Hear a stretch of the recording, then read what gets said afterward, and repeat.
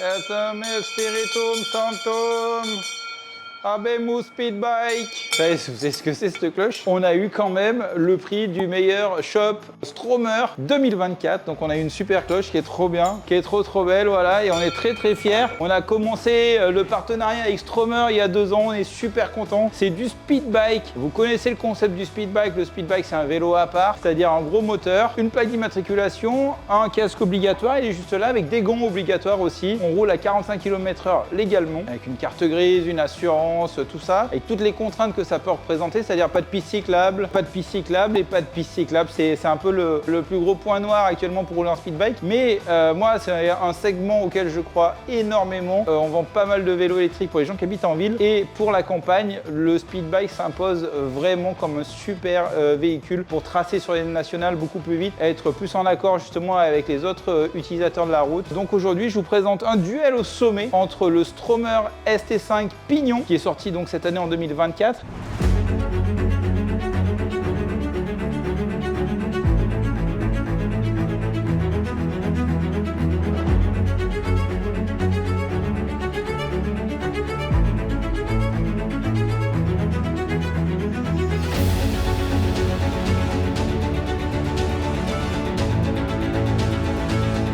Et le D-Lite 4 GT Roll-Off High Speed, aussi la crème de la crème.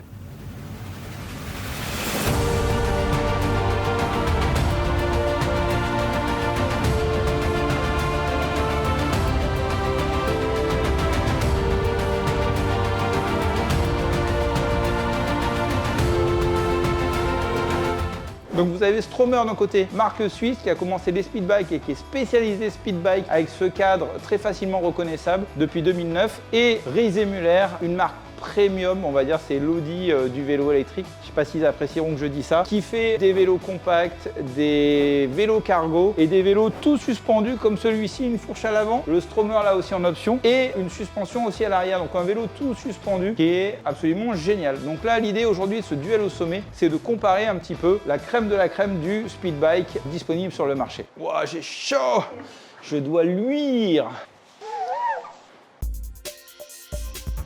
Le premier challenger, donc c'est le Stromer ST5, un moteur de 950 watts. Alors la technologie, si vous connaissez déjà les speedbikes, l'architecture la plus connue, c'est celle avec les moteurs dans le pédalier. Sur le D-Lite avec Bosch, ça sera ça exactement. Moteur pédalier, une transmission à l'arrière ici avec une courroie. J'ai l'impression d'être présentateur météo là. Vous avez un moteur dans le pédalier avec l'anticyclone des Açores qui revient par la courroie à la transmission. Boîte de vitesse à l'arrière. Là vous voyez pas de dérailleur. C'est parce que toutes les vitesses sont dans le moyeu avec roll-off. Une petite boîte de vitesse allemande made in Germany, 14 vitesses, assez impressionnant. La puissance se fait du moteur vers la transmission à la roue arrière. Et chez Stromer, c'est tout l'inverse. C'est-à-dire qu'à l'avant, dans le pédalier, vous avez la boîte de vitesse. Donc c'est une Pignon 12 vitesses absolument géniale. On y reviendra juste après. Une transmission par courroie à l'arrière, et à l'arrière, la grosse galette que vous voyez, ou la petite galette parce que Stromer n'a pas aimé que je dise une grosse, ce que vous voyez ici en noir, c'est le moteur. Donc moteur développé par Stromer qu'ils ont fiabilisé avec les années. D'ailleurs, petite parenthèse à ce niveau-là, on a beaucoup de commentaires, des gens disent ouais, j'ai lu sur les forums, sur Facebook, les Stromer c'est pas fiable. On va pas se mentir, ils ont essuyé quelques casseroles par le passé, mais là depuis quelques années, notamment parce qu'ils sont fait racheter par un gros fonds d'investissement, ils ont méga bossé sur la fiabilité des vélos. Donc technologiquement ils font que avancer, mais surtout sur la fiabilité ils font des trucs au top. Et franchement nous depuis 2 ans qu'on bosse avec eux, zéro souci sur les vélos. J'ai tellement chaud. On se plaignait qu'il faisait froid, hein, c'est ça, il y a 2-3 jours. Hein. Donc, Stromer, moteur dans la roue arrière, et c'est là où je voulais en venir, c'est que donc vous pouvez passer un max de puissance parce que le moteur est vraiment au bout de la chaîne de la transmission. 850 watts, sachant que Bosch ne passe que 250 watts en puissance nominale et 600 en puissance pic. Puissance vainqueur, le Stromer ST5. Par contre, si on parle du couple, là c'est l'inverse. Le Bosch Performance Speed, 85 Nm au max, alors que le Stromer ST5, 48 Nm. Donc on peut se dire que le Stromer ST5 dans les montées, ça va rien donner par rapport au D-Lite. On va partir faire un essai après dans la vidéo, donc ça sera l'occasion de tester et de voir un petit peu cette valeur de coupe, qu'est-ce qu'elle vaut en vrai. J'ai aucune information d'où vient la mesure de coupe. Est-ce que c'est directement à la roue arrière? Est-ce qu'ils testent les vélos sur des bons? Est-ce que c'est en sortie de moteur? Franchement, si vous avez l'information, que vous voulez en parler en commentaire, je suis moi-même super intéressé pour avoir l'info, puis je pense que ça va intéresser plein de monde. Donc n'hésitez pas, étalez votre science autant que vous voulez, vous avez ma bénédiction.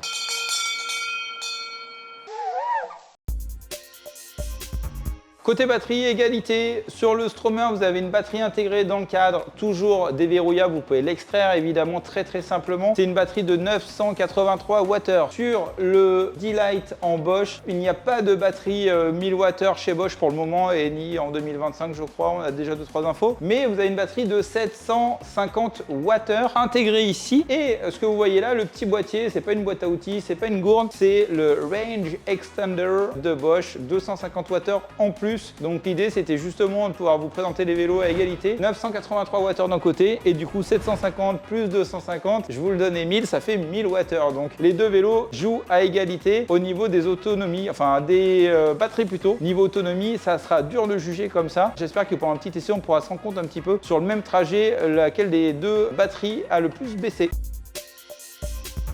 Côté transmission, donc, sur le Stromer, vous avez une boîte Pinion. Alors Pinion, c'est une nouvelle entreprise qui plie le game. C'est des ingénieurs de chez Porsche qui ont monté leur boîte et qui proposent des boîtes de vitesse intégrées, donc dans le pédalier, pas du tout dans la roue arrière comme le D-Lite GT Roll-Off. Vous avez une boîte 6, une boîte 9 et une boîte 12 vitesses. La 6 vitesses est réservée sur le Stromer ST2. La boîte 9, vous l'avez sur le Stromer ST3 et ST5. La particularité de celle-ci, c'est que vous avez un actionneur mécanique avec une commande séquentielle au guidon, donc c'est super agréable à utiliser. Vous avez une plage d'utilisation de 568%, donc entre la première et la dernière vitesse, c'est complètement dingue. Et sur le roll-off, vous avez 14 vitesses, donc on va dire 5 vitesses de plus, mais une plage de développement inférieure de 526%. Qu'est-ce que ça veut dire les deux boîtes de vitesse? Une plage plus importante d'utilisation sur le Stromer, mais moins de vitesse, légèrement plus courte sur le D-Lite. Plus de vitesse, ça veut dire que les écarts, les paliers entre les vitesses sera beaucoup moins important sur le roll-off que sur le Pinion. C'est-à-dire quand vous avez pédalé, quand vous avez monté les vitesses, la différence de pédalage sera peut-être plus agréable sur le roll-off. C'est-à-dire que vous avez plus de vitesse, donc les écarts, les petits paliers sont plus faciles. C'est quoi? Imaginez un escalier avec des marches très hautes, peut-être le cas du Pinion, beaucoup plus basses sur le D-Lite, donc peut-être plus agréable le D-Lite. Et au contraire, imaginez toujours un escalier avec des marches très basses. C'est plutôt saoulant quand vous voulez monter d'avoir des marches très basses. Et là, peut-être celles du Pinion sont plus adaptées. Donc à voir à l'essai lequel des deux est le plus confortable. Surtout que tout ça va de pair avec le moteur. Si vous avez un gros moteur qui pousse fort, le palier va pas forcément vous déranger, alors que si c'est un moteur qui pousse moins, et du coup le fait d'avoir des petites marches, des petits paliers entre les vitesses peut être beaucoup plus agréable à utiliser. Et puis avoir en conditions réelles avec des grosses montées, si la première vitesse est suffisante, et si au contraire la dernière vitesse, la 14 sur le D-Lite GT Roll-Off ou la 9e vitesse sur le Stromer sont suffisants pour cruiser à 45 km/h. Tout va de pair encore une fois avec le moteur pour voir lequel des deux est le plus confortable. Donc à l'essai juste après quand on aura un peu comparé tout ça. C'est bon, faut que je boive un peu d'eau là. Ah, toi aussi tu goûtes? Ah ouais. Ah, mais ça coule dans le dos. Côté équipement, on va un peu parler des équipements de série et des options. Équipement de série, systématiquement sur un speed bike, on va pas déconner, c'est les garde-boue à l'avant, à l'arrière, vous en avez sur les deux modèles. Vous avez des phares, vous avez le Supernova Mini Pro 2 sur le Stromer, vous êtes encore sur la V1 sur le D-Lite, donc c'est un nouveau design sur le Stromer ST2, un nouveau design du Super Mini Pro 2 sur le Stromer ST5. Voilà, donc un peu plus chouette, plus de meilleur éclairage. Mais alors là, on boxe déjà dans la meilleure des catégories. Donc ça n'a rien à voir avec tout ce que vous pouvez trouver sur le marché. Celui-ci, il va éblouir en face celui qui est en face de vous. Celui-ci, il va les rendre aveugles. Voilà, c'est à peu près ça. À l'arrière, vous avez des feux Supernova, pareil, c'est les mêmes avec les feux stop. Donc vous assoignez le frein avant ou le frein arrière, vous avez les feux stop à l'arrière. Donc c'est super niveau sécurité. Un porte-bagages qui est assez fin sur le Stromer ST5. Beaucoup plus large sur le D-Lite. Alors on aime ou on n'aime pas la forme du porte-bagages arrière du D-Lite. Moi j'aime beaucoup. Le D-Lite, le premier que j'ai vendu c'était en 2016 et franchement j'adore sa ligne.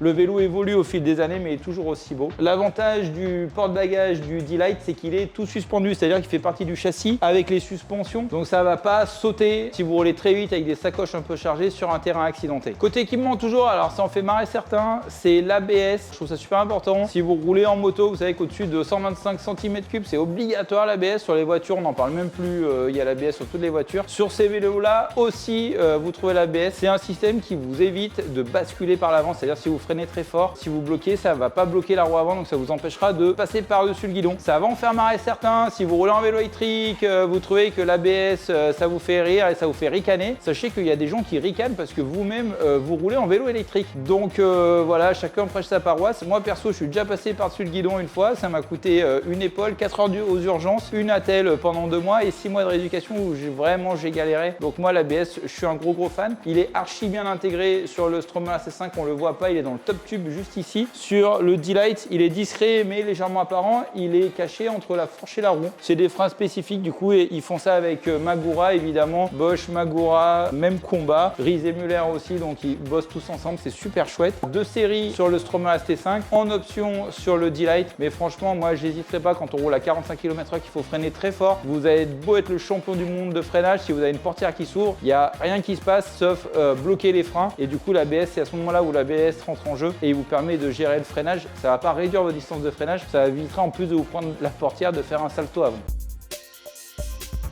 Côté connectivité aussi, alors là, égalité aussi entre le Stromer et le D-Lite. Stromer, toujours un coup d'avance, ça fait des années qu'ils nous ont sorti l'Omni-C. Donc c'est un système connecté, vous avez un petit écran sur le top tube ici, vous pouvez le connecter à votre téléphone. Vous avez un support SP Connect pour mettre le téléphone au guidon directement. Sur le D-Lite, vous pouvez passer par le super smartphone grip. Vous avez un support avec l'induction, donc ça permet même de recharger votre téléphone. Vous mettez votre téléphone, vous avez l'appli Bosch, comme vous avez l'appli Stromer sur le Stromer. Vous pouvez avoir la nav. Vous pouvez configurer le mode 2 sur le Stromer ST5. Pour info, il y a 4 modes sur le Stromer ST5. Vous avez le mode 1, 2, 3 et le mode sport. Le mode sport, c'est le mode qui arrache tout. Sur le D-Lite, vous avez le mode, vous les connaissez, mode Eco, Tour, Sport et Turbo. Vous avez d'autres modes, vous avez le mode auto. Vous avez un nouveau truc qu'ils ont fait chez Bosch, c'est le mode limite. On peut vous le mettre quand vous passez au magasin. C'est un mode où le moteur va être bridé, on va dire, à 25 km/h légalement. Toujours pas le droit de rouler sur les pistes cyclables avec. Mais si vous roulez avec des copains ou votre épouse qui est en 25 km/h, bah, ça permet de rouler à la même vitesse, pas sans s'en rendre compte de cruiser à 35 et de mettre un gros vent à la personne qui était avec vous. Les deux sont déverrouillables avec le smartphone, c'est-à-dire que votre téléphone est en Bluetooth. Vous connaissez ça si vous avez une voiture moderne. Vous arrivez à la voiture, vous ouvrez la portière, la voiture elle s'ouvre toute seule parce qu'elle a reconnu votre téléphone. C'est pareil sur ces vélos-là, donc vous allumez le vélo. Sur les Stromer en général, jusqu'à présent, vous pouviez faire un code PIN à plusieurs chiffres. Sur les modèles en Bosch, vous n'aviez pas ce genre de truc. Maintenant sur Bosch, vous avez votre téléphone qui peut servir de verrouillage numérique. Idem sur le Stromer. Sur le Stromer, vous n'avez plus besoin de faire de code PIN. Le vélo se déverrouille parce qu'il sent votre téléphone à proximité. Côté sécurité aussi, les deux ont les mêmes options de tracking GPS, donc tracking GPS avec Stromer. Il y a une petite anecdote de Tommy Viala, le boss de Stromer qu'on a rencontré il y a quelques temps, qui nous expliquait déjà en 2016 que ça avait permis de retrouver son vélo qui avait été volé, voilà. Sur le D-Lite de Ries et Muller, vous avez deux choix, vous avez soit la puce RX, la puce de Ries et Muller qui permet de suivre votre vélo, lié même à une assurance si vous voulez, et sinon vous avez Bosch qui propose le Connect Module, donc c'est un tracker GPS aussi que vous mettez sur le côté du moteur, sur le flanc du moteur et qui permet de traquer votre vélo en cas de vol.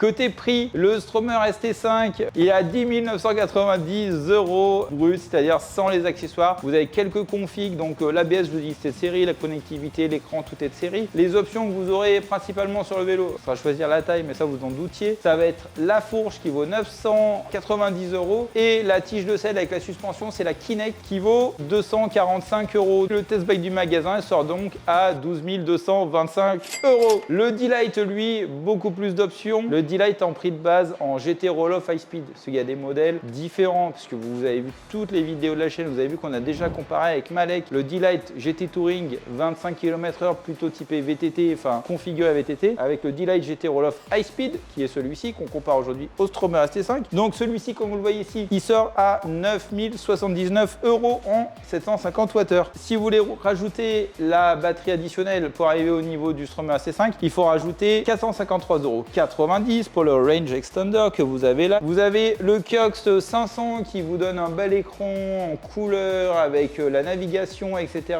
qui vaut 120,90 €. Vous en avez un plus petit, le Kiox 300 qui est un peu plus petit, vous voyez un peu moins bien. Vous avez exactement les mêmes informations sauf que c'est 40% plus grand avec le Kiox 500. On a mis le Kiox 500 aussi parce qu'il vous fait des petites bips, des petits sons comme le Stromer AC5 dont on n'a pas parlé. Le Stromer AC5 quand on l'allume il fait vroom. L'ABS qui est tiré sur le Stromer, qui ne l'est pas sur le D-Lite. Donc ici, avec l'ABS Bosch, on est à 403,90 €. Le porte-bagages avant qui est à 100,90 €. Et le tracker GPS de Risemuller qui est à 151,90 €. Donc ça fait la belle bécane à 10 088,70 €. Ça aussi, j'en peux plus.